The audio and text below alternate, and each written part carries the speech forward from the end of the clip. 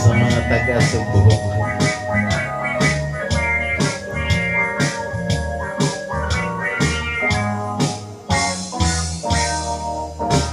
Dako niyang problema, iyang buhok nga labong, pwerte nang nipisa, nahadlok siyang maupaw. Basig mo pangit iyang hitsura, nang isot siyang itlog. May tayubong pa ug dunay lana, haskang di malasa, walay buhok ni tubo, gitukan hinuon siyang kaspa. Tungod sa kabalaka, gipakusos ang doktor nga espesyalista. Pasyente nagduda, kay ang doktor pwerte sang upawa. Unyang resulta, matod pa sa doktor nga okay na. Kanang imong kaupaw, ayaw lagkabalaka, kay madugay maanad ka na.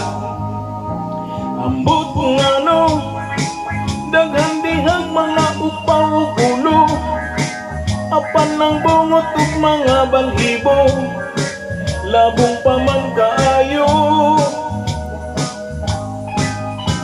Ang atong ulo, diha sa may hubunog alimpulo, kinindapitan yun sa tao, maugayoy makalbo.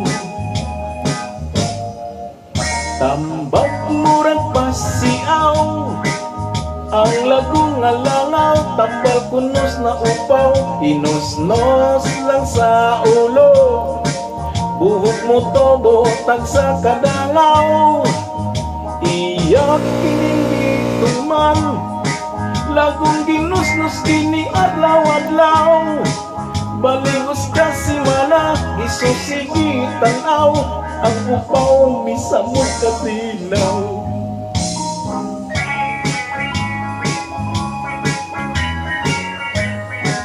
Para sa mga kapitan.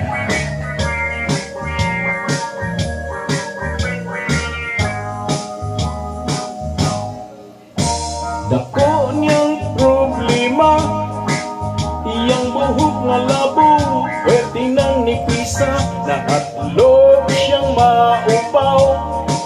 Basig mo pangit iyang itsura, mitanaw siya sa samin.